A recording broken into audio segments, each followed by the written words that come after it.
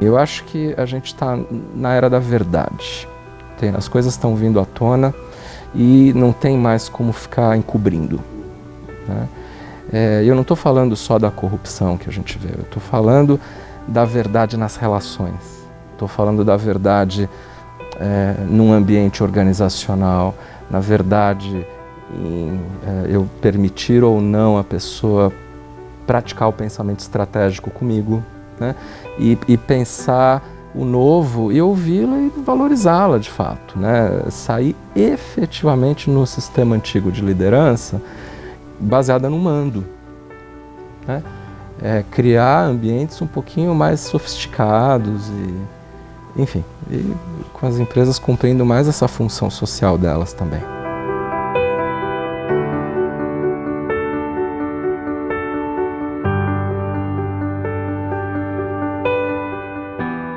Urânio Paes é um consultor de empresas de atuação global, empreendedor e coach de executivos. Especialista em desenvolvimento humano e organizacional, Urânio tem realizado um trabalho singular ajudando gestores e empresas a construírem um ponto de vista diferente e de alto impacto sobre a evolução de suas organizações. Urânio fala sobre a importância dos paradoxos como força propulsora do desenvolvimento. Por isso temos de aprender a lidar com os conflitos ao invés de fugir deles. Faz um alerta sobre a tristeza crescente e generalizada das pessoas nas organizações, pela dificuldade de conciliar a vida pessoal com a profissional e pela dinâmica da vida corporativa que leva as pessoas a deixarem suas almas em casa quando vão ao trabalho. Missionário do autoconhecimento como saída para o desenvolvimento de lideranças autênticas e mais adequadas ao espírito dos tempos, Urânio é uma das melhores autoridades globais no Eneagrama, um sistema poderoso de autoconhecimento e autodesenvolvimento. Nos últimos 10 anos, tem realizado workshops em diversos países, sendo reconhecido internacionalmente como uma referência no uso do Eneagrama para o aprimoramento de líderes e a expansão das organizações. Seu portal Mundo Eneagrama é a referência obrigatória para quem deseja adquirir conhecimento sofisticado e experiências significativas sobre o tema. Minha trajetória não é muito típica. Eu, por exemplo, por ter estudado administração de empresas na GV e depois ter feito mestrado, eu tive rumos diferentes da maioria dos meus colegas na época. Primeiro que eu decidi trabalhar em consultoria desde muito cedo, embora tenha tido alguma experiência em indústria, até na indústria bancária também, isso foi muito pouco e eu sabia desde cedo que eu queria empreender, queria trabalhar com consultoria, treinamento e aquilo que pouco se falava quando eu me formei, que é coaching. Então eu sempre tive vontade de trabalhar de uma maneira meio diferente, não só independente, para mim, em termos de dinâmica de vida, quanto também algo que me permitisse pensar diferente e ajudar a levar o diferente para aqueles lugares que eu viesse a interagir. Acho que coisas muito importantes da minha biografia, nesse sentido, são, primeiro, eu me lembro claramente que na escolha, nossa, eu estou voltando ao passado mesmo aqui, na escolha de área de estudo, eu queria deixar minhas opções em aberto, porque eu sentia, de alguma maneira, que eu ia agregar coisas da psicologia e da filosofia e de outras coisas diferentes no meu trabalho futuro. Eu sabia isso desde cedo. E eu me lembro de ter pensado o seguinte, antes de escolher minha carreira: o natural seria eu escolher psicologia, mas eu não posso fazer isso, porque senão eu vou me fechar para descobrir alguns sistemas de autodesenvolvimento que vão crescer um pouquinho mais por outros meios, até do que pela psicologia, né? Eu me lembro de ter pensado isso, que eu acho muito curioso, vendo agora em retrospectiva, né? Então eu escolhi administração de empresas para manter essa abertura. Fiz graduação e mestrado na GV,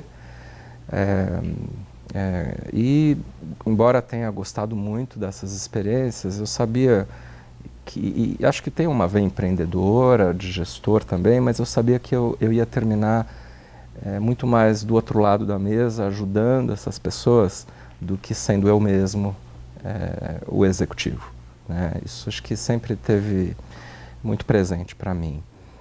Alguns pontos marcantes da minha trajetória foram, primeiro, um intercâmbio que eu fiz como parte do mestrado, em que eu estudei 6 meses na Holanda, fiz uma especialização na Erasmus University em Rotterdam. E o fato de eu ter viajado para lá, eu tinha meus 24, 25 anos, me mostrou o quanto eu queria desenvolver uma carreira mais internacional e me ofereceu uma perspectiva muito diferente das coisas já, naquela época, das coisas que eu via e vivia aqui no Brasil. Eu também sempre tive algum tipo de militância paralela, assim, né? Por exemplo, em movimento ecológico, em algumas outras coisas que eu achava que em algum momento ia chegar a se aproximar, por exemplo, do mundo corporativo. Naquela época não se falava tanto isso, né? E outros movimentos, enfim, outros tipos de militância que eu sempre fui muito idealista, né? Sonhei sempre em ajudar a mudar o mundo.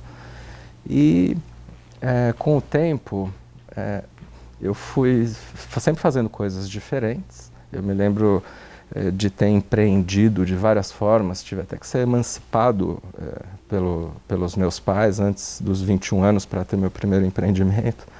E aí, com o tempo, eu realmente me foquei mais em consultoria e treinamento, só que fazendo uma atuação diferente da média. Então eu fui mexer com um setor primeiro, que era o setor de saúde, justamente porque eu sentia que era muito carente de coisas mais profissionais em gestão. E eu acho que me atraía o fato de ser um setor que permitia uma mudança em coisas muito centrais das nossas vidas, né? E passei uns 10 anos trabalhando com isso, né, ajudando, por exemplo, médicos e outros profissionais liberais, dentistas e também hospitais, laboratórios, a se modernizarem e pensarem diferente. Fiz minha tese de mestrado em cima disso e nessa época eu conheci o sistema que acabou redirecionando minha carreira, que foi o Enneagrama, né, que é um sistema muito poderoso de autoconhecimento e autodesenvolvimento, ao meu ver muito diferenciado. E quando eu conheci, eu comecei a estudá-lo mais do que outras coisas, de uma maneira que acabei me envolvendo com a Associação Internacional de Enneagrama, com programas internacionais disso, e que hoje eu realizo no Brasil e em outros países. Desenvolvi metodologias específicas, né, de trabalho com isso, que hoje eu de alguma forma compartilho em cursos meus em diferentes lugares, na Europa, na América do Sul e nos Estados Unidos, enfim, diferentes lugares. Então, um outro marco foi ter conhecido o Enneagrama, isso foi em 1996. E eu ter tomado decisões profissionais, por exemplo, ligadas a ter uma atuação diferente, menos padronizada, querendo inovar ainda mais. Há uns anos atrás eu tomei essa decisão de fazer projetos um pouco menos no que era a demanda principal dos clientes corporativos e muito mais partindo para uma visão do que eu acho mais relevante, mais importante, né? Acabei me dedicando a atender talvez menos clientes, mas que tivessem preparados para um outro grau de mudança. Isso é um pouco da minha trajetória, mas nada é tão importante quanto coisas pessoais. Então, foi muito importante. Eu sou casado há 20 anos, foi muito importante o nascimento dos meus filhos para mim. E também, nesse momento, eu estou vivendo uma transição forte, que é a minha mudança para Londres ainda esse ano, né? Então, estou num interessante momento para a gente ter essa conversa. Muito e bom. É um prazer estar aqui com você, Fernando. Poxa, prazer é tudo meu. Para a gente trocar né? ideia. Há muito tempo que a gente se conhece, eu sempre fui um grande admirador do seu pensamento e da sua maneira de enxergar a empresa, enxergar o desenvolvimento humano na empresa. Então, para a gente é uma oportunidade muito especial ter você aqui no Muito obrigado pelo convite, fico honrado. Poxa, eu que te agradeço pelo teu tempo. E eu queria aproveitar então para, se você pudesse explicar de uma maneira, eu sei que em pouco tempo é um desafio, mas falar um pouco do que é o Enneagrama, porque é muito interessante. As empresas por onde eu passo, que você esteve lá introduzindo uma abordagem de desenvolvimento humano usando o Enneagrama passa a se tornar uma linguagem de comunicação e de colaboração mútua entre os executivos. E isso é uma coisa que sempre me impressiona, a maneira como a tua abordagem cola na cabeça, no comportamento das pessoas. Mas ainda também me impressiona como tem empresas que desconhecem o Enneagrama. Então, acho que seria uma oportunidade especial para você poder explicar um pouco do Enneagrama. O Enneagrama, para mim, é um sistema muito antigo de sabedoria e de desenvolvimento humano num nível muito amplo. Desenvolvimento de consciência entra em dimensões psicológicas muito profundas, em dimensões espirituais também muito profundas, e que tem uma entrada forte, muito bem sucedida hoje em dia no mundo corporativo, em diferentes partes do mundo. Tem empresas muito conhecidas de todos nós, grandes multinacionais, por exemplo, que nesse momento estão incorporando o Enneagrama, inclusive como um upgrade de métodos e sistemas anteriores a ele, né? É muito difícil definir rapidamente o Enneagrama, mas vou tentar. Ele é um sistema de autodesenvolvimento que permite que as pessoas não apenas identifiquem os seus padrões de personalidade, mas que descubram que esses padrões são caixinhas limitantes para elas experimentarem novas coisas, e que busca ajudar as pessoas a se emanciparem, ajudar as pessoas a saírem do lugar comum. Então, realmente não é uma tipologia para entender quem eu sou, é uma tipologia para entender quem eu tenho acreditado que eu sou até hoje e que, na verdade, eu tenho alguns tesouros escondidos e que eu não estou acessando. Então, isso é o que me encanta nele, né? Porque, de alguma forma, mais preocupado do que enquadrar as pessoas em padrões, o Enneagrama deseja tirar as pessoas desses padrões. E isso, para mim, faz toda a diferença no desenvolvimento humano e o diferencia muito da forma como outras tipologias são aplicadas. E o fato dele não ser só uma tipologia, ele ser um sistema amplo que permite entender os processos ao nosso redor, entender para onde as coisas estão indo e entender o ser humano num nível muito mais profundo, isso acho que dá mais versatilidade a esse sistema e permite que ele seja usado para transformações que normalmente os consultores e os gestores não acreditam ser possíveis. É verdade, é verdade. E aí você toca num ponto que para mim é um tema muito estratégico, que é a crença na capacidade do indivíduo se transformar. Você acredita na transformação do indivíduo? Você acha que ele é capaz de, apesar dessa caixa limitante, estar presente na vida dele conseguir romper esses padrões ou conseguir aprimorar esses padrões e se transformar? Eu acredito muito nisso, mas eu acredito que tem níveis diferentes de transformação possíveis para cada um de nós e para cada sistema cultural representado aí nas empresas. A transformação maior que fica facilitada por abordagens como a do Eneagrama, é uma transformação para poucos. É uma transformação da água para o vinho. E que eu poderia mostrar alguns exemplos de quanto é viável, quanto é possível e como ela tem ocorrido, né? Aí, de fato, é uma transformação de outro nível. Mas, quando a gente fala em transformação, a gente pode também falar de pequenos upgrades, que não são revolucionários, mas são muito bem-vindos em muitos lugares e que tem a ver com as pessoas deixarem de fazer algumas coisas que prejudicam a elas próprias e aos outros e passarem a reforçar alguns pontos fortes. Isso acho que é muito válido também, né? É que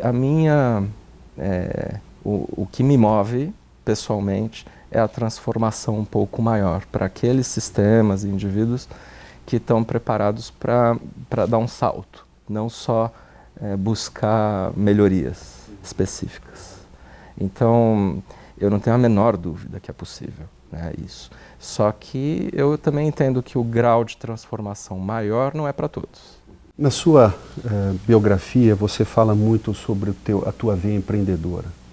E ao falar sobre isso, você menciona a marca que para mim define o empreendedor, que é a vontade de mudar o mundo.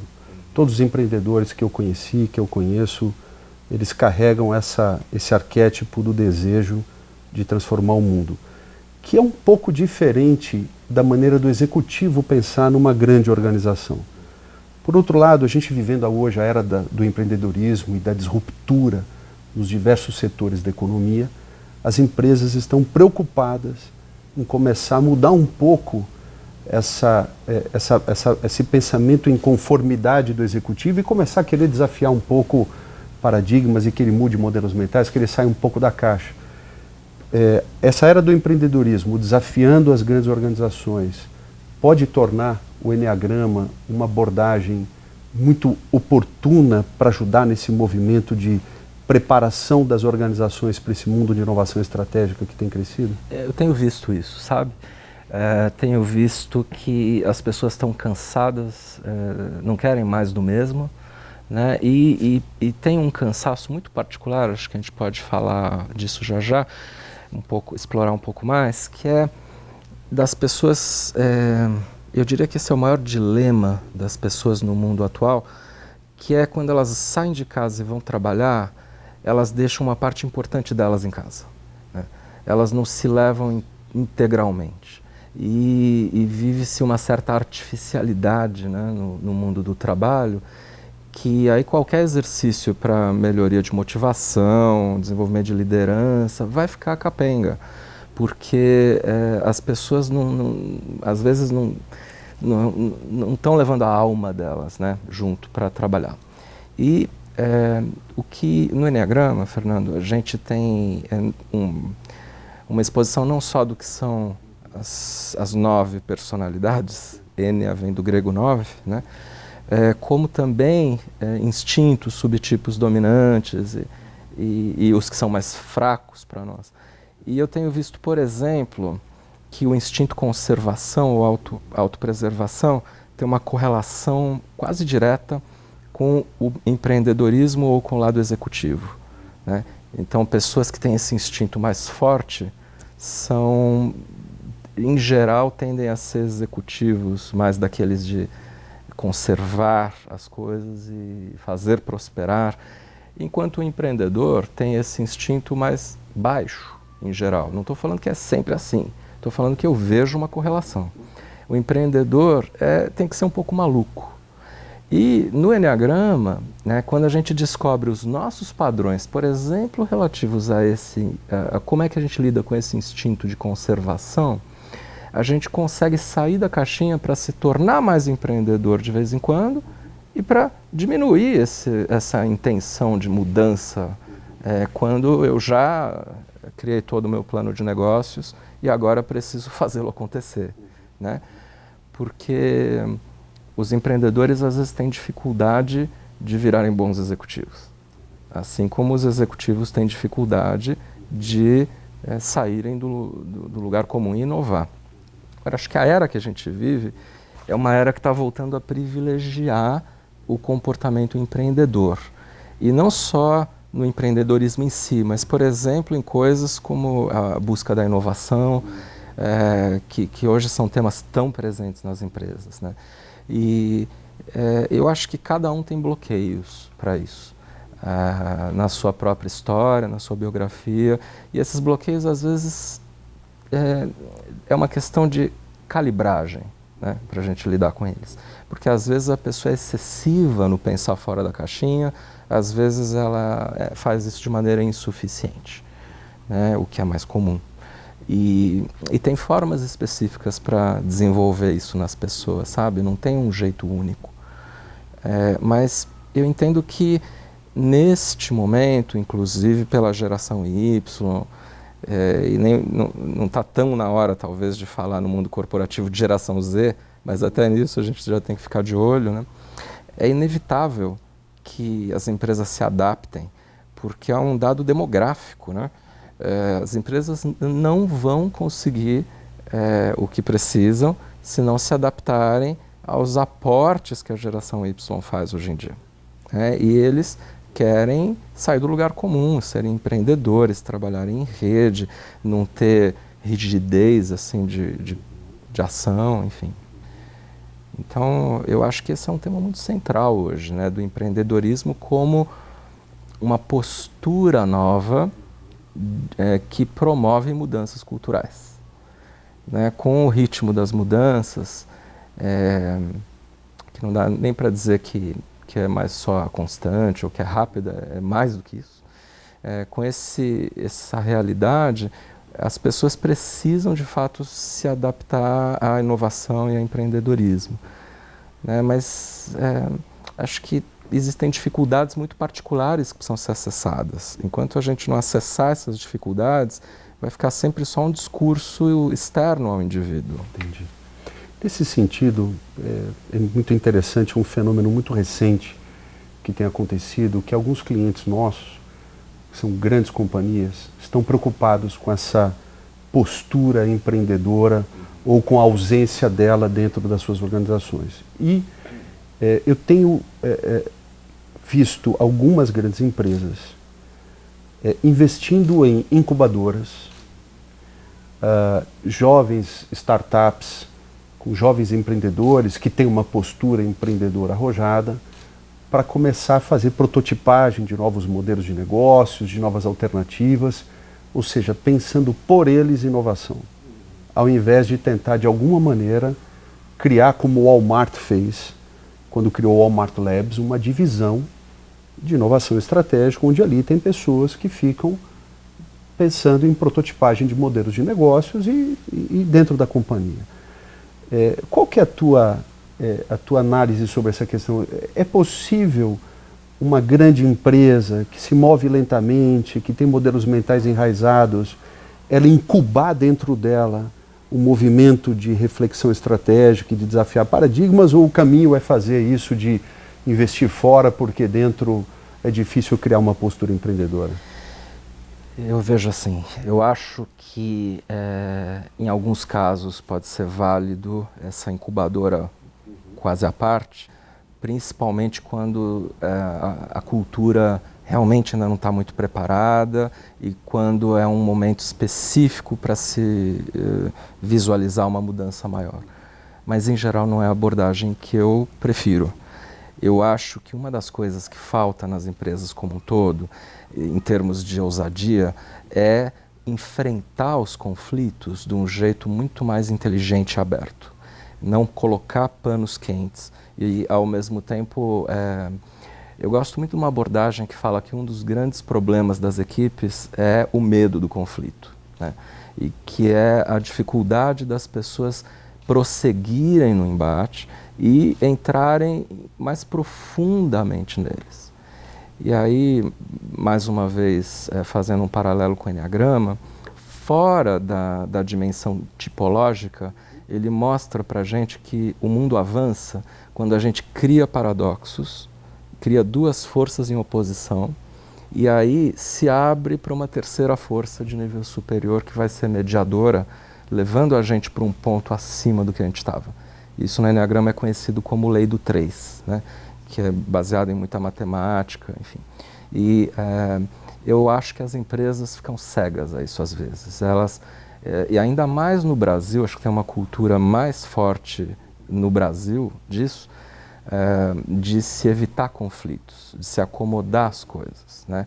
E eu assim, com toda a sinceridade, Fernando, eu fico constrangido às vezes como consultor quando eu vejo muita gente oferecendo para as empresas abordagens de conflitos que fazem as empresas gastarem muito dinheiro e que pioram as coisas. Porque, por exemplo, fazer team building na hora que existe um conflito, tem poucas coisas mais erradas do que isso conceitualmente falando, né?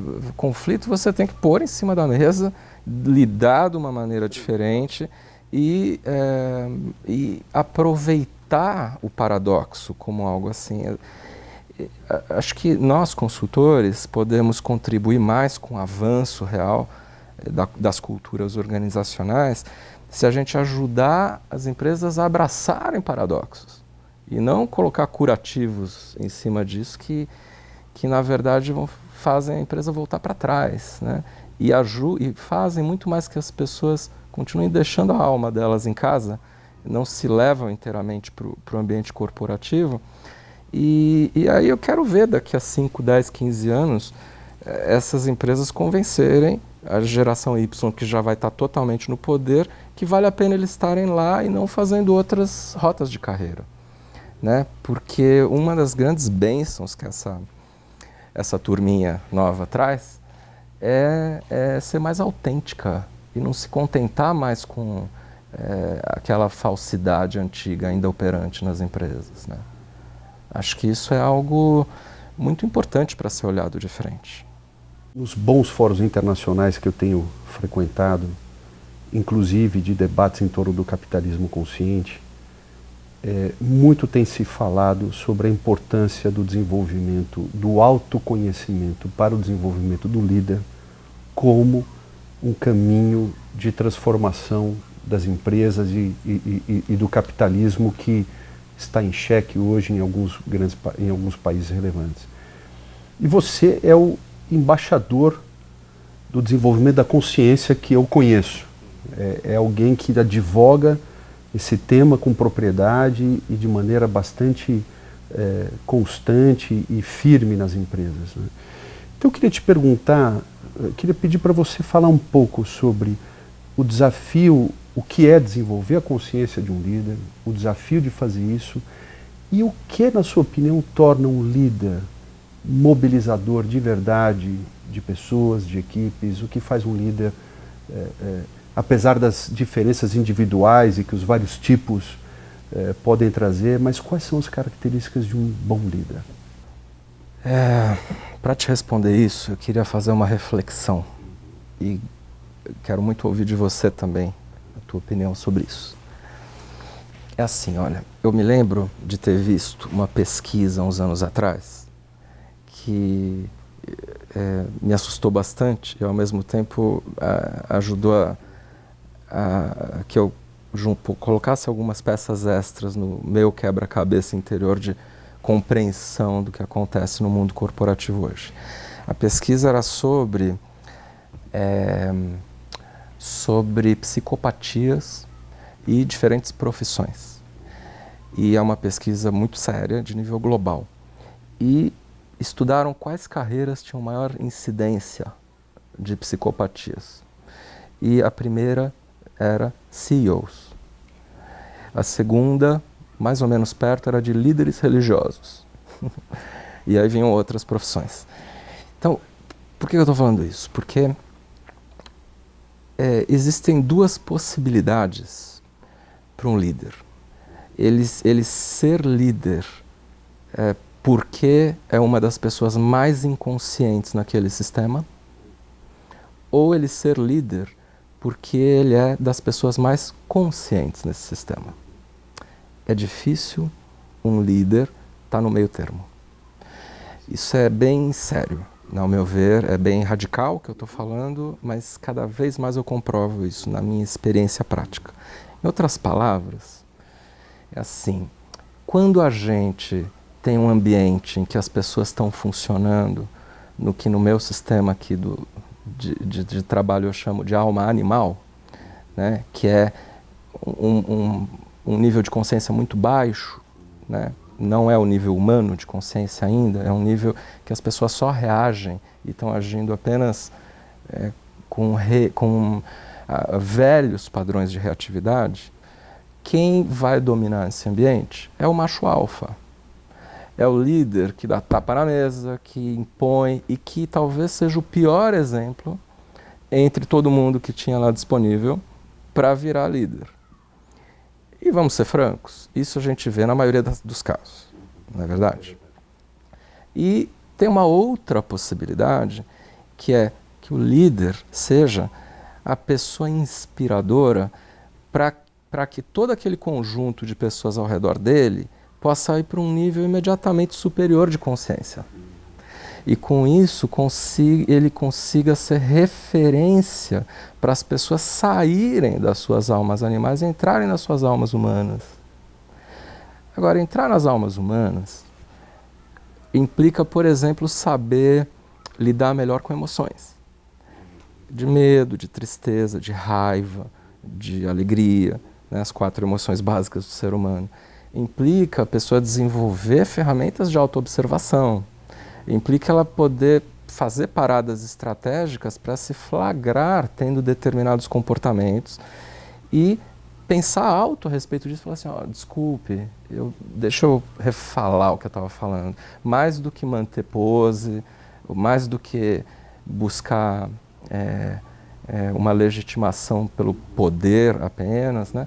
E criando um ambiente mais inteligente, né? Estamos falando de inteligência só nisso, né? Ambientes mais fomentadores assim, do novo e das inovações e tudo mais, depende disso. Então, o líder consciente, assim, as pessoas que definem quem alçar a liderança, quem eles vão alçar para um posto de liderança, e as próprias equipes precisam estar de olho se quem está surgindo é um representante de forças inferiores ou de forças superiores para o crescimento do negócio.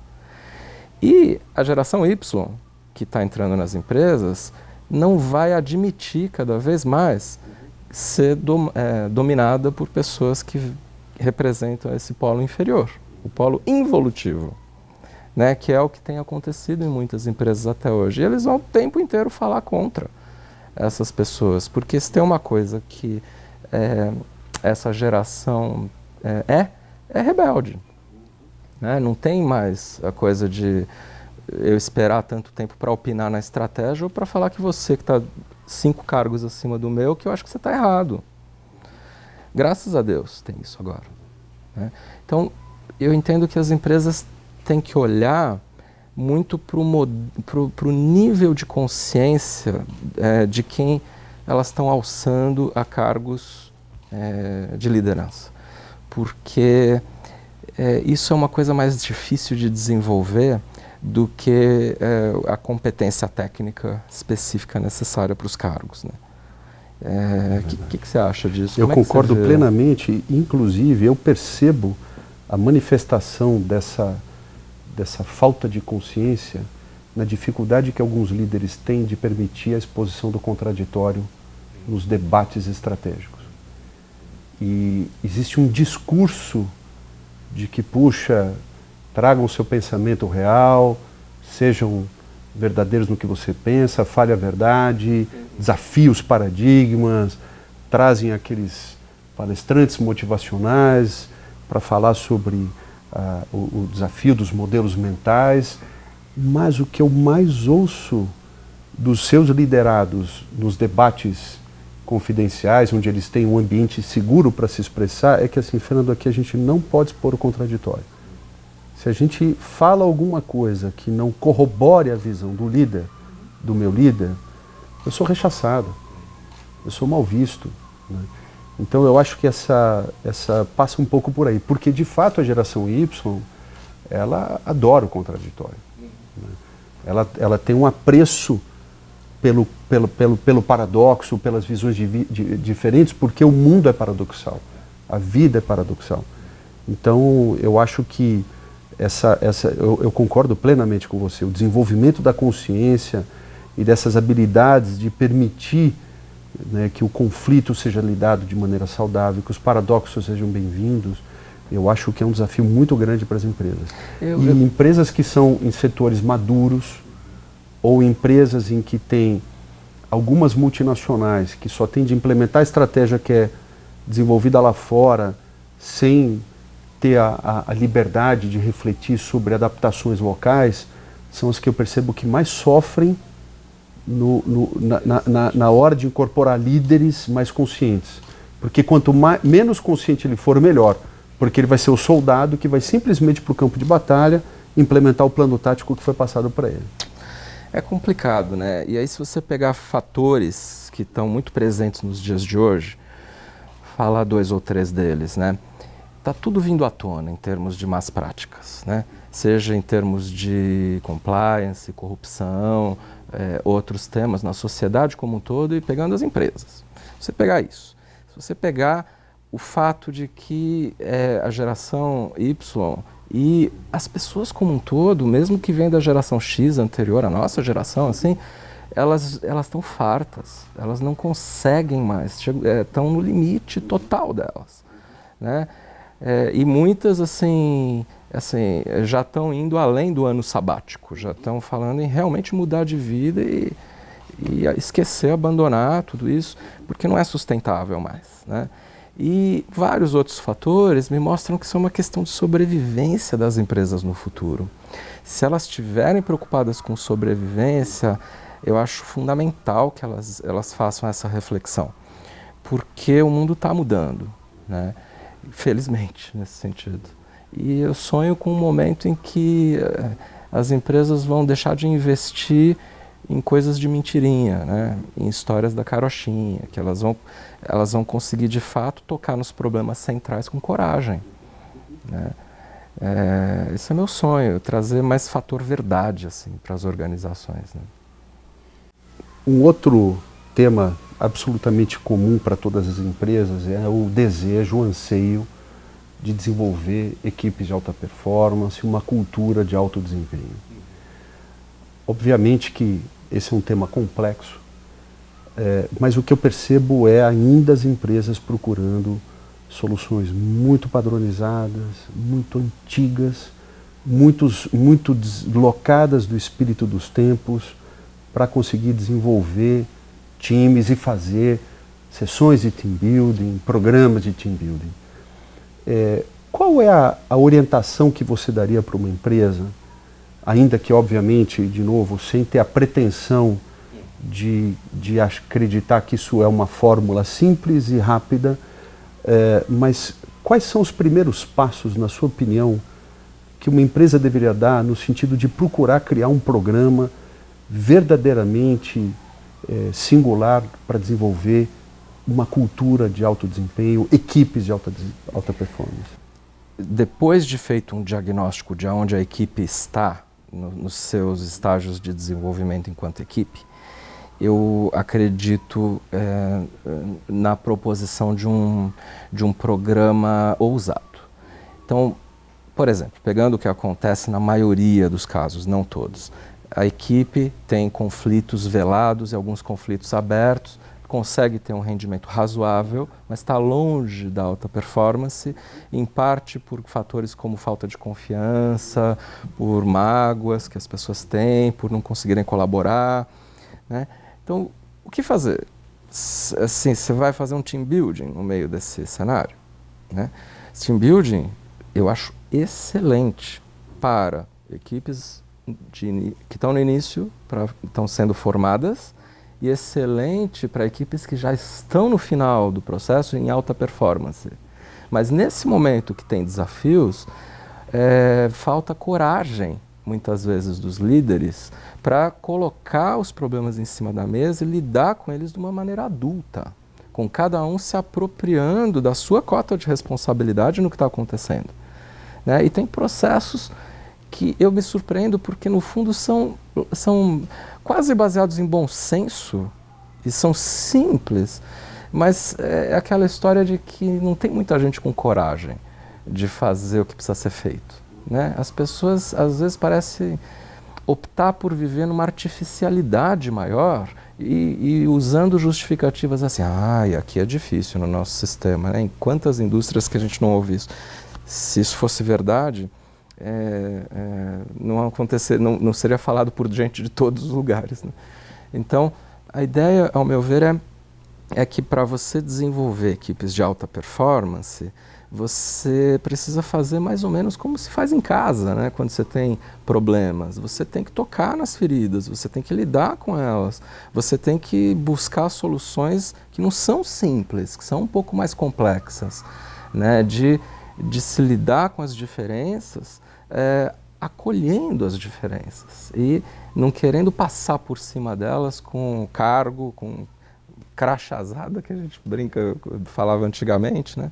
Ou com carteirada e muito menos com abordagens paliativas, né? Acho que isso é muito complexo. E mesmo, por exemplo, eu admiro muito assim, o trabalho que vocês fazem na Luzil, porque tem um olhar interessado em ajudar a desarmar as resistências pessoais e subjetivas que as pessoas têm para chegar nos novos processos estratégicos delas, né? Tem um olhar para o humano. Então, enquanto a gente não realmente trouxer isso para um ponto mais central, a gente não vai conseguir resultados da maneira rápida que poderia.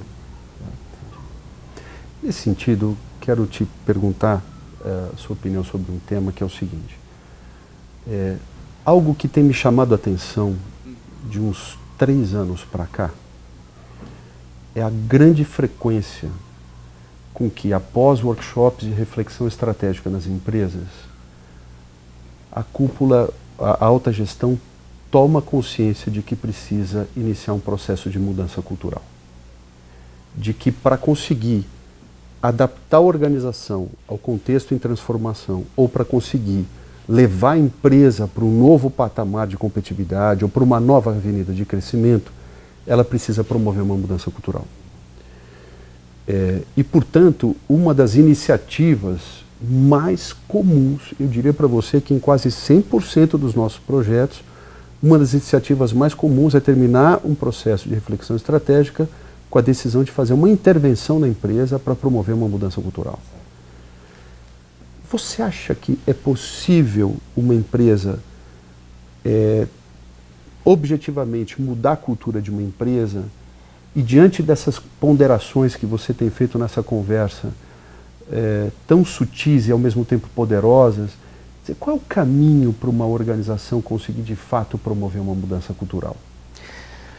Eu acho muito, muito importante a tua pergunta. Eu acho que esse despertar das empresas, que ainda é inicial, ao meu ver, para promover mudança cultural depois de outros programas de mudança de gestão, está apontando para uma boa direção. Mas eu acho que a gente precisa chegar na mudança cultural durante os processos de mudança de gestão, como parte integrante deles. E com ousadias do tipo chamar aqueles jovens que estão na incubadora lá fora para dentro nesse momento, né? E criar um caos produtivo, né? De mesclar o diferente e ter a ousadia de ficar no desconforto por um tempo para chegar num lugar muito mais próspero no futuro. Então, eu vejo que o passo seguinte para as empresas que realmente querem fazer isso acontecer é entrar numa seara que não muita gente está entrando, que é entrar em confusão. Sabe, se a gente analisar, Fernando, ao meu ver, o que aconteceu com as teorias de gestão, as teorias organizacionais nas últimas décadas, basicamente o que está por detrás das mudanças de paradigma tem a ver com passar a ser mais ousado, passar a não fazer mais aquela cartilhazinha só de como as coisas se mantêm no lugar.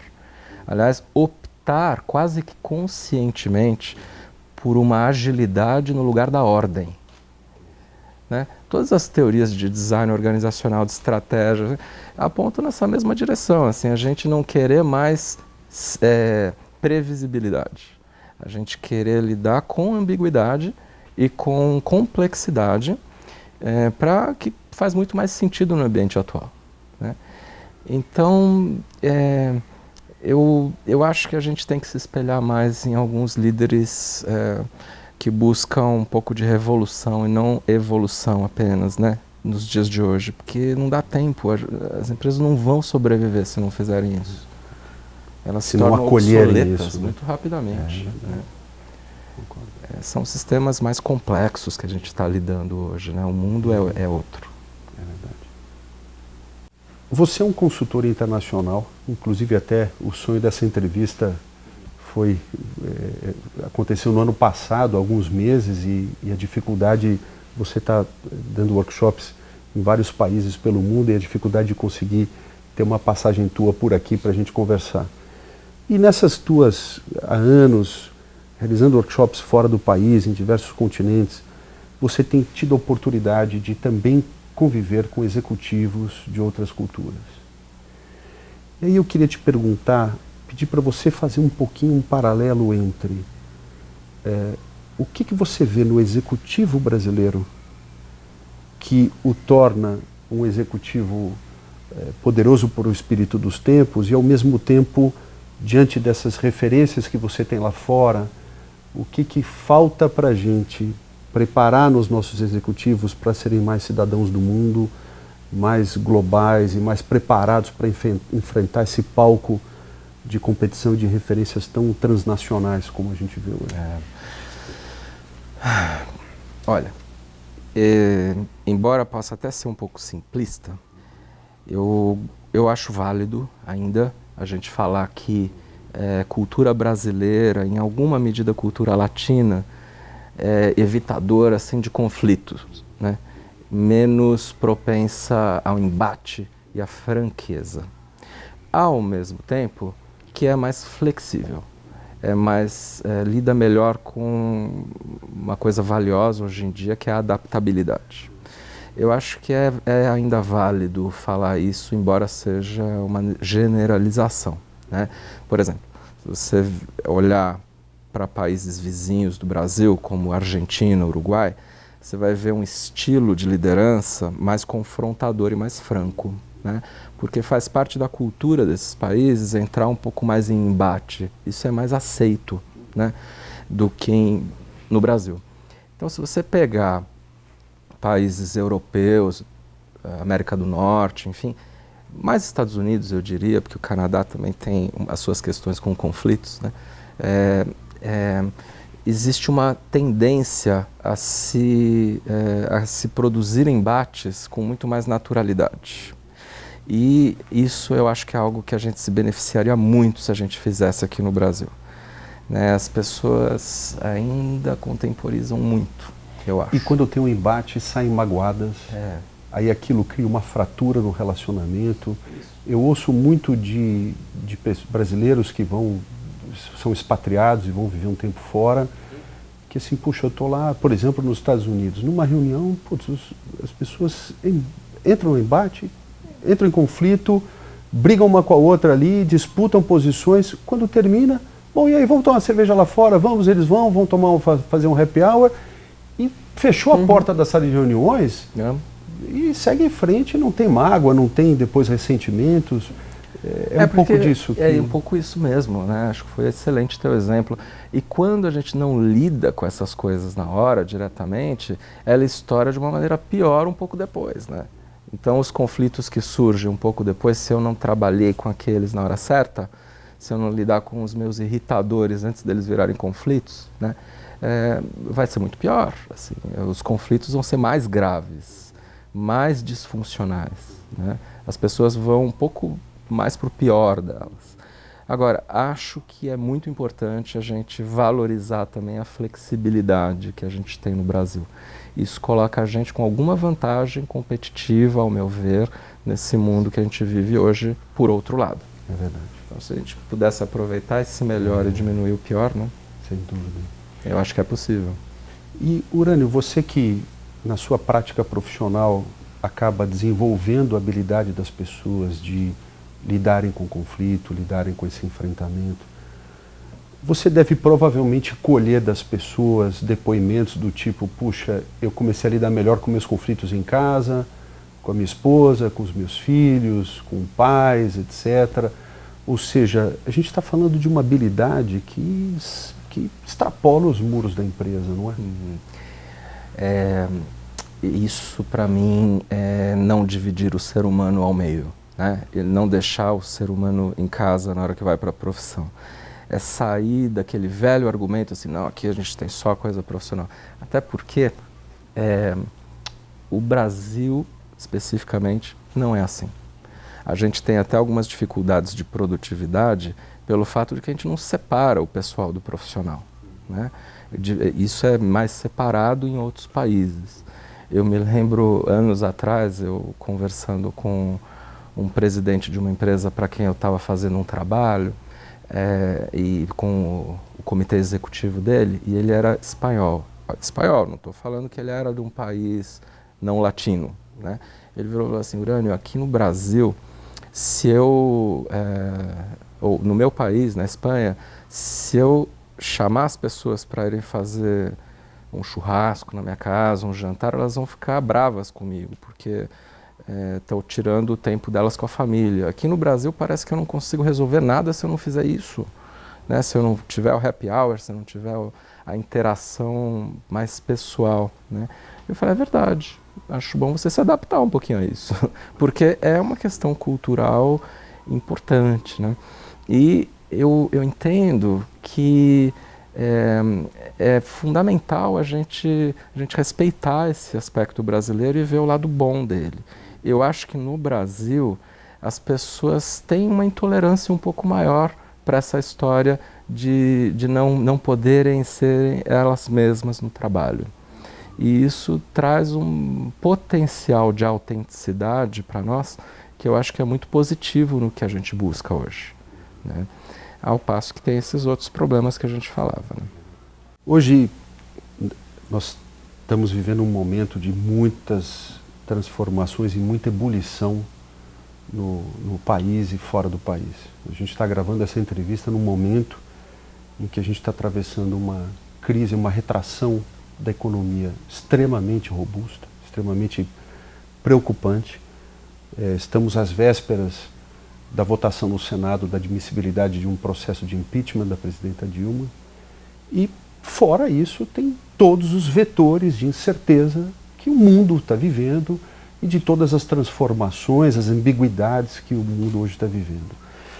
Na sua prática de coaching para gestores, executivos, executivas, quais são os anseios, as preocupações, o que é que hoje mais tira o sono dos executivos e que, na sua opinião, é um desafio para as empresas, de alguma forma, trabalharem, tratarem isso de maneira coletiva ou de maneira aberta? Ou seja, o que é que hoje, na sua opinião, mais traz angústia para os líderes e para as pessoas, de um modo geral, nas empresas? Fernando, é assustador como as pessoas estão tristes.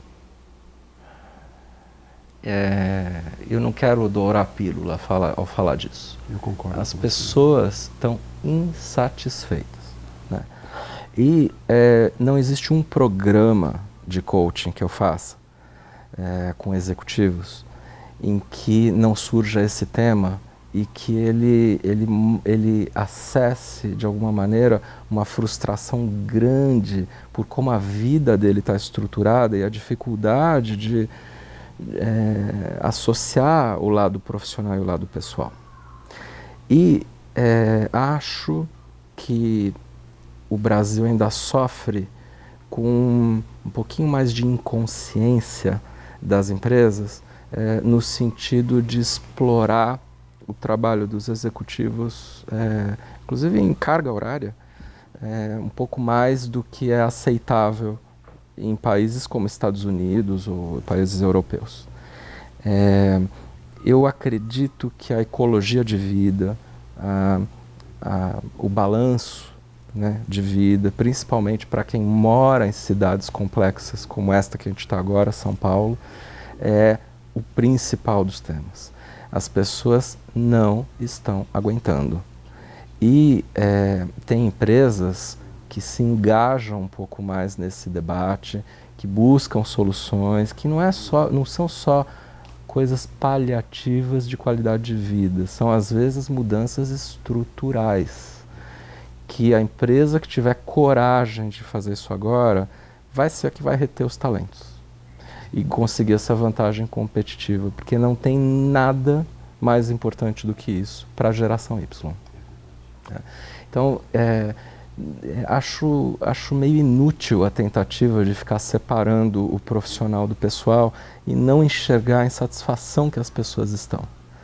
Você sabe que a gente sempre acreditou nessa área de trabalho, eu e colegas de outros países que trabalham com consciência e com enneagrama, que para a gente fazer um trabalho dentro das empresas era fundamental a gente fazer aplicações práticas para ajudar a empresa a resolver coisas práticas. Então, vou ajudar a desenvolver líderes, vou resolver conflitos, vou facilitar um programa de mudança de gestão que está sendo implementado. Mas hoje em dia, a gente está sendo mais e mais buscado para trabalhar autoconhecimento nesse novo contexto. Eu preciso que as pessoas estejam mais felizes, eu preciso que elas se encontrem e se beneficiem de um novo clima organizacional, que elas passem as horas aqui dentro se sentindo melhor, que elas não se desgastem tanto quanto antes. Isso cada vez mais entra na ordem do dia. E a gente acaba fazendo cada vez mais programas também um pouco mais puros de autoconhecimento, tendo as aplicações que são fundamentais, mas trabalhando mais o autoconhecimento pelo autoconhecimento. E cada vez mais algumas empresas se interessam por isso. E isso faz diferença, né? E extrapolando um pouco esse pensamento, como não tem quase nada que se mantenha sigiloso no mundo atual, das redes sociais, da internet, isso para mim é uma vantagem competitiva fundamental das empresas com os seus clientes. Porque se você vir o que as empresas sofrem hoje em dia por questões de opinião pública, boicotes e outras coisas, né?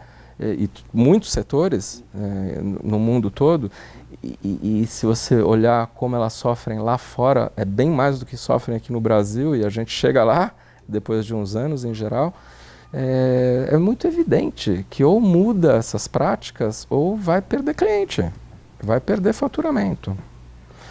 E eu me surpreendo às vezes com a miopia das empresas, de não atuarem a tempo com isso. Enfim, eu acho que a gente está na era da verdade. As coisas estão vindo à tona e não tem mais como ficar encobrindo. Né? Eu não estou falando só da corrupção que a gente vê, eu estou falando da verdade nas relações. Estou falando da verdade num ambiente organizacional, na verdade em eu permitir ou não a pessoa praticar o pensamento estratégico comigo, né? E pensar o novo e ouvi-la e valorizá-la de fato, né? Sair efetivamente no sistema antigo de liderança baseada no mando, né? Criar ambientes um pouquinho mais sofisticados e, enfim, e com as empresas cumprindo mais essa função social delas também. Muito bom, muito bom. Uma questão que pessoalmente me tira o sono é a transformação que eu acho que de alguma maneira já está acontecendo ou está para acontecer na prática da consultoria. Em 2013, o Clayton Christensen, da Harvard Business School, autor do Dilema do Inovador, A Solução do Inovador, ele publicou um artigo na Harvard Business Review chamado The Consulting on the Cusp of Disruption, em que ele diz que ele defende que todas as forças que provocaram disruptura em diversos setores estão se formando no negócio da consultoria, e também fala dos escritórios de advocacia, e que a qualquer momento uma disruptura vai acontecer. E eu tenho percebido um cansaço progressivo ou uma crescente coletânea de experiências frustradas de empresas com consultores e consultorias que nos dão um trabalho danado, porque a gente precisa primeiro tratar a frustração ou um imprint ruim que ficou de uma experiência passada para depois a gente conseguir que eles se abram para um processo novo conduzido por nós, né? Eu queria te perguntar se você tem percebido uma demanda das empresas por uma prática, por uma abordagem de consultoria diferente, e como você vê a evolução do papel do consultor e da consultoria nesses próximos anos, nesse espírito dos tempos tão diferente e revolucionário que a gente está vivendo hoje. Adorei tua pergunta, mas eu queria ampliá-la para também treinamento e coaching. Perfeito. Porque para mim Perfeito. isso está Concordo. muito parecido. Ótimo. Por exemplo, se você olhar o que está acontecendo nas empresas americanas agora com coaching, você vai ver que muitas estão substituindo os atuais programas de coaches externos contratados por desenvolvimento interno de competências de coaching para se fazer colleague coaching, né? Isso é uma das tendências que eu vejo. E o que está por detrás disso? Que as empresas, elas querem aprender e se apropriar daquilo que antes os consultores vendiam a peso de ouro como uma solução miraculosa e que depois de uns anos ele voltaria a ser necessário, né? Então, sabe, é um pouco o dilema dos jovens inovadores na incubadora lá fora. Assim, por que os consultores não vão para dentro da empresa e atuam com menos fronteiras, assim, podem ser um pouquinho mais executivos agora? E nesse sentido, eu acho que eu e você combinamos bastante em visão disso, né, pelas coisas que a gente conversa, porque eu sei que na hora que um cliente teu tem um problema, você não olha só o que está, o que não está no contrato que você tinha feito, e você vai lá para ajudar a entrar nos meandros do problema e dar uma solução customizada e fazer algo que vá além do esperado. E isso, infelizmente, ainda é raro nesse nosso setor de consultoria, porque a gente insiste ainda num modelinho de escopos rígidos e de só ficar de fora, não se envolver. E ninguém mais tolera um trabalho de uma pessoa que não se responsabilize também por resultados, não entre no vamos ver da coisa, e sabe, que fique nessa disfunção, igual a gente vê no legislativo do Brasil, que as pessoas, é muito fácil, né, você ficar falando coisas que o país deveria fazer sem você ter nenhuma atribuição de ir lá fazê-las, né? Então, essa disfunção da consultoria muito desapegada do dia a dia, não muito comprometida com ajudar a empresa a implementar coisas, acho que isso está sendo muito questionado, né? Assim como o coach que vai lá, resolve um problema, mas não desenvolveu a competência das pessoas resolverem os problemas elas mesmas.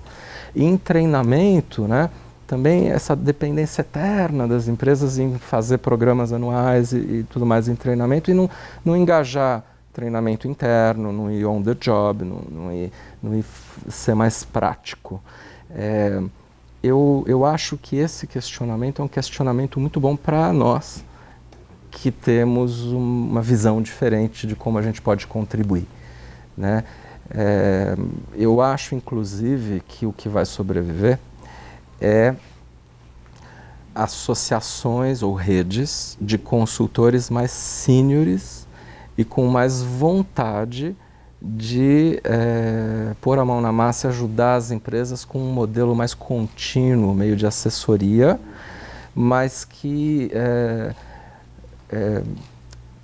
cria a sua própria obsolescência, no sentido de fazer a empresa se apropriar daquelas coisas que ele está trazendo, né? Não criar dependência. E aí, se o consultor for bom, ele terá outras coisas a oferecer em outros âmbitos, né? Então, assim, ajudar a empresa a incorporar e se apropriar do que a gente faz. Isso acho que é algo que o setor de consultoria como um todo falhou nos últimos tempos. Né? A gente vive uma era em que não se controla mais o conhecimento. O conhecimento não pode ficar restrito na cabeça de alguns. Né? E às vezes os consultores têm também enfeitado um pouquinho, ao invés de desenvolver algo realmente novo, eles se preocupam um pouquinho mais com a embalagem do que estão fazendo, né? E com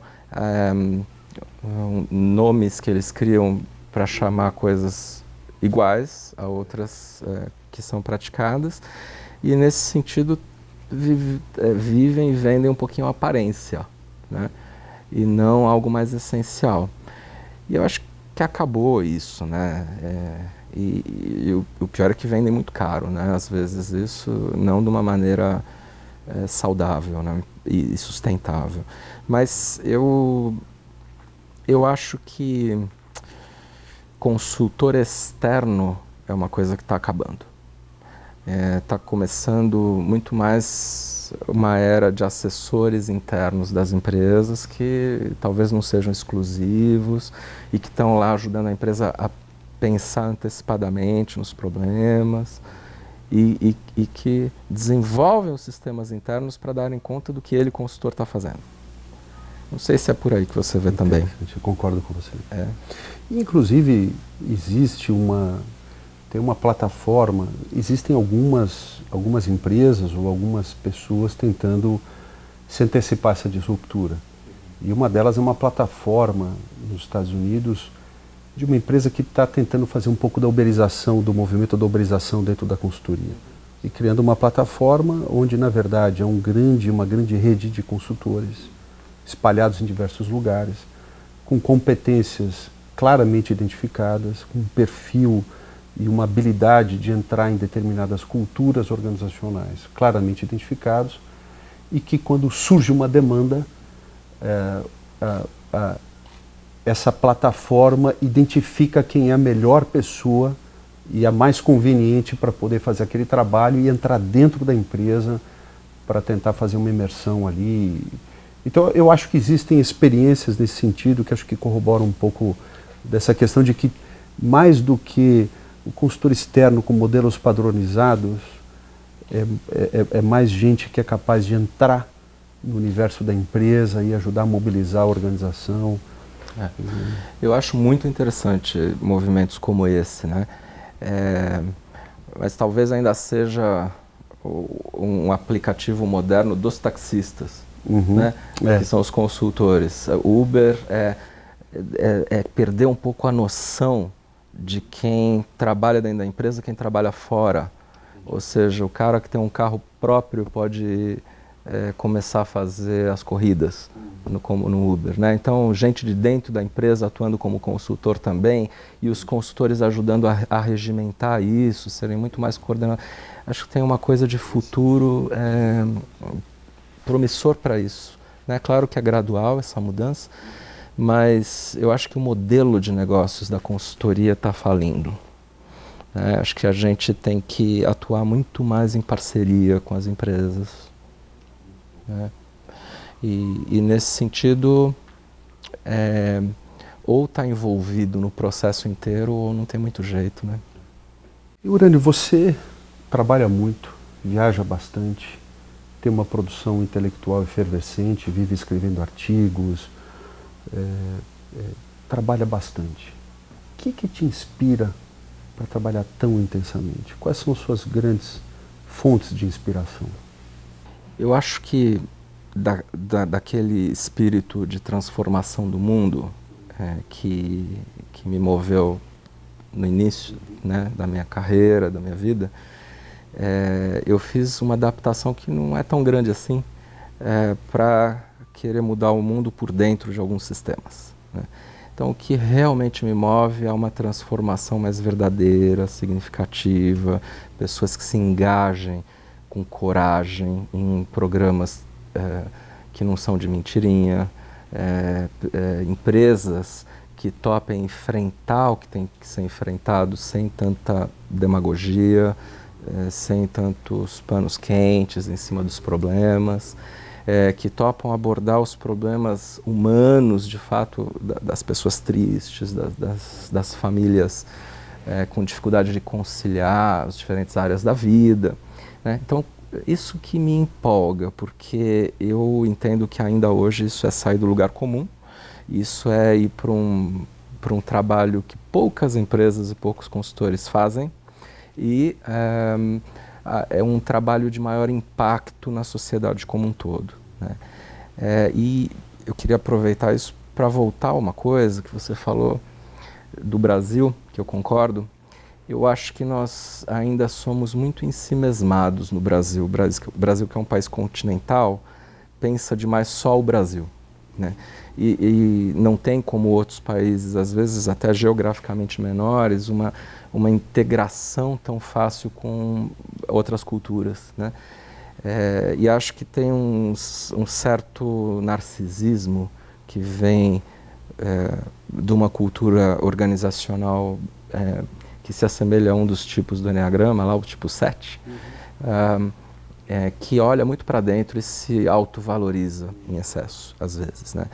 E acho que promove uma baixa interação com outras culturas na comparação com o que eu vejo em outros países. E eu tenho um sonho de que a gente mescle um pouco mais o que antes acontecia no Brasil, dessa geleia cultural que houve com a imigração, que a gente consiga voltar a reproduzir isso 80, 100 anos depois, né, agora, porque eu acho que o Brasil ficou muito isolado do mundo, e aqui, claro que isso se reflete em políticas externas, mas não é disso que eu estou falando. Eu estou falando muito mais da postura individual de cada um de nós, de conhecer outras culturas. Eu acho curioso em ver como em setores até fora do mundo dos negócios, é mais difícil para o brasileiro se adaptar a outras culturas. Talvez não tão difícil quanto para alguns países asiáticos, né? Mas você vê um jogador de futebol brasileiro que vai jogar na Europa, às vezes não se adapta por questões de não gostar da comida local, sabe? Isso é um pouco do que eu vejo acontecendo também com os executivos, né? Inclusive, se você for ver notícias que a gente lê proporcionalmente muito mais sobre o próprio país que a gente vive do que os executivos de outros locais, que são mais globais. E eu acho que há honrosas exceções, acho que isso está mudando aos poucos, mas precisava de uma alavancagem um pouco maior, né? Parar de pensar só Brasil. Quer ver um exemplo, Fernando? Eu fico meio inconformado de ver como algumas empresas, quando vão fazer os planos estratégicos delas, empresas brasileiras, quase que nem cogitam a possibilidade de virarem multinacionais brasileiras, né? De expandir geograficamente. Eu acho que é hábito apenas, né? Não sei. É verdade, você tem razão. E hoje é impressionante, porque hoje é tão fácil ir para fora do país, é tão fácil explorar outros mercados fora do Brasil, mas de fato você tem toda a razão. É sempre algo, não, lá para frente, esse para frente nunca chega. Pois é, eu acho que é um pouco de visão fechada nossa e um pouco do complexo de vira-latas, né? Da gente achar, isso não é possível fazer, né?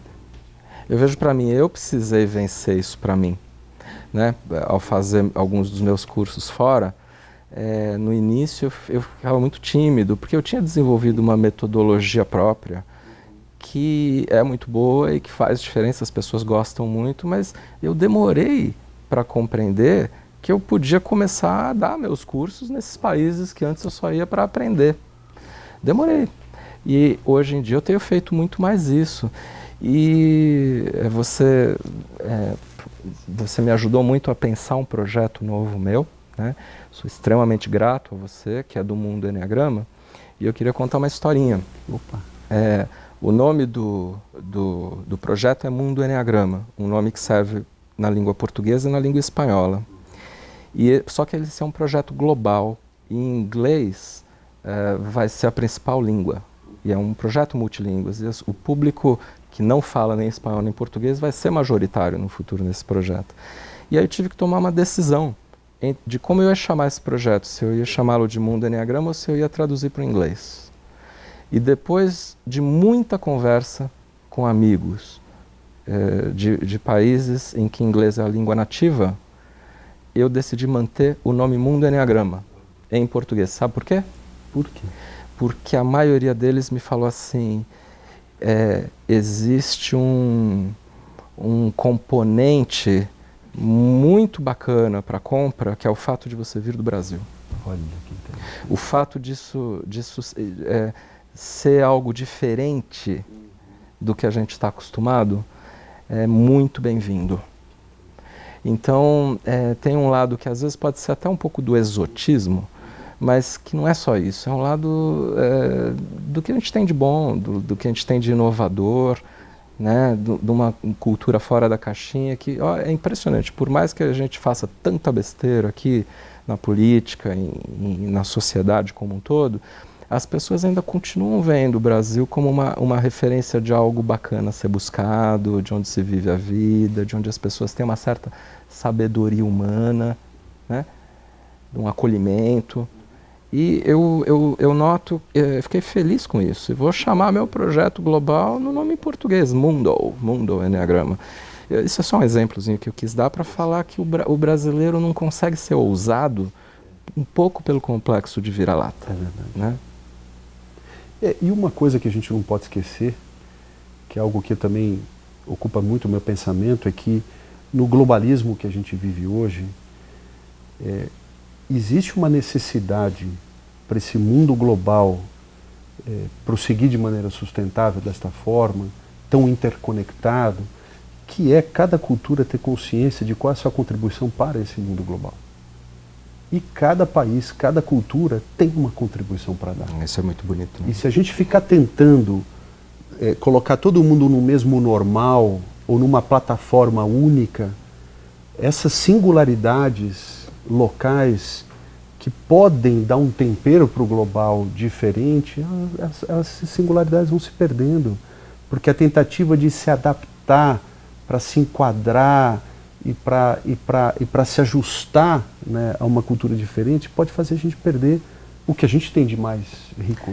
E não só perder, como desenvolver o ruim de outros lugares, como se fosse melhor do que o bom nosso. Exatamente. Por exemplo, uma das coisas que acho que são muito positivas no Brasil, na raiz dele, é um pouco mais de ecletismo, né, de sincretismo religioso, de cultura, junção de culturas que em outros lugares se bicam muito mais.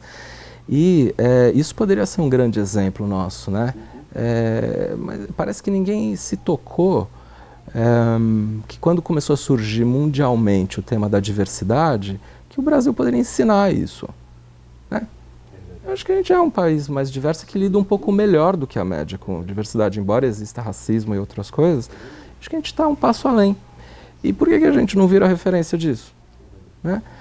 E aí, ao contrário, como a gente não virou referência disso, a gente está importando o pensamento de embate entre diferentes de um jeito que não é brasileiro. Hoje em dia, esse conflito entre diferenças está muito pior do que já foi aqui um dia, porque a gente está deixando a força das divisões de outros lugares chegar aqui, né? E aí está se polarizando tudo que antes não era polarizado, né? Então, como já pensou, o brasileiro daqui a uns anos, se não fizer nada, vai perder até o jogo de cintura? É verdade. É verdade. O que vai sobrar, né? O que vai sobrar? Então, acho que a gente precisa começar a olhar algumas competências. Por exemplo, nas organizações, da década de 90, principalmente para cá, começou a se valorizar muito mais a informalidade, os designs organizacionais mais flexíveis, mais móveis, né, mais horizontais. Isso é brasileiro. O brasileiro sempre foi assim, né? Por que a gente não explora melhor isso? Por que a gente não ensina isso, né, a partir de coisas culturais? Urânio, para a gente terminar essa conversa adorável, se você fosse escrever uma carta para deixar para os teus filhos, em que você pudesse deixar um pouco do essencial, que você diria assim, olha, se vocês quiserem ser felizes no mundo corporativo, na vida pessoal de vocês, no futuro, eu queria que vocês prestassem atenção com carinho nisto aqui. Qual seria essa mensagem que você deixaria para as pessoas? Não se deixe em casa para ir trabalhar. Vai, se der medo, vai com medo mesmo. Pode. Não desista dos seus ideais. Leve espontaneidade para o mundo em que você for. Cative as pessoas por ser um pouco louco e um pouco ousado demais. Elas vão te ver como um espelho do que elas podem ser. Criem, não percam nem 1 milímetro da coragem de confrontar quem precisar confrontar. Se isso fizer você perder um emprego, talvez você deva comemorar a tua saída desse emprego, porque é um lugar onde você não vai ser feliz. E procure entender que os teus atos têm um impacto maior naquele lugar e fora daquele lugar para a transformação global. Então, eu acho que a gente precisa recuperar um pouquinho do idealismo nesse sentido, né? Eu acho que, aliás, felizmente, né, muitas teorias de gestão começam já há algum tempo, estão questionando só a busca de resultado, né, Fernando? Na tua área de estratégia, por exemplo, isso mudou muito, né? E acho que a gente precisa falar mais a língua humana, né? Não só uma língua artificial nas empresas. Eu daria esse conselho para os meus filhos, assim, se eles quisessem ir, né? E sem isso, cada vez menos pessoas estarão com intenção de trabalhar no mundo corporativo, né? Sem isso, vão querer fazer outras coisas. E tem muita alternativa hoje em dia, né? Enfim, então, e que as organizações abram os olhos, né, para isso, um pouco mais rapidamente. E sempre haverá só uns 5 ou 10% de organizações que vão sair na frente, que vão começar a oferecer essa ousadia de que a gente está falando, né, esse pioneirismo. Enfim, espero que você e eu possamos ter o privilégio e a honra de poder trabalhar com algumas dessas organizações, né? É verdade. Para a gente poder praticar mais as coisas que a gente acredita. Urânio, olha, eu vou te dizer que quando eu criei esse programa 2 anos atrás, o meu sonho era poder ter conversas como essa, porque, puxa, para mim, eu aprendi muito. Saio daqui inspirado, saio daqui com muitas ideias na cabeça, com outra maneira de pensar sobre esses temas que, puxa, eu converso todo dia com outras pessoas. Então eu quero te agradecer sincero e profundamente pelo seu tempo, pelo teu empenho, pela tua energia, pela tua sabedoria, por ter compartilhado tanto conhecimento tão relevante para nós. Eu tenho certeza que vai fazer muita diferença para quem vai te escutar. Muito obrigado. Poxa, e como sempre, saio engrandecido dos nossos encontros. Eu te agradeço demais o convite, me sinto honrado e também agradeço principalmente o fato de você trilhar na prática boa parte desses caminhos dos quais a gente está falando aqui, né? Você dá exemplos muito bacanas, assim, né? Com os teus clientes, com a forma de trabalhar. E não é fácil a gente envolvido no dia a dia, né, poder fazer essa mudança por dentro. Eu tenho visto isso acontecendo com você e eu acho que são exemplos que me inspiram muito também para poder compartilhar essas visões. Que bacana. Foi um prazer, Urânio. Obrigado, amigo. Puxa, parabéns.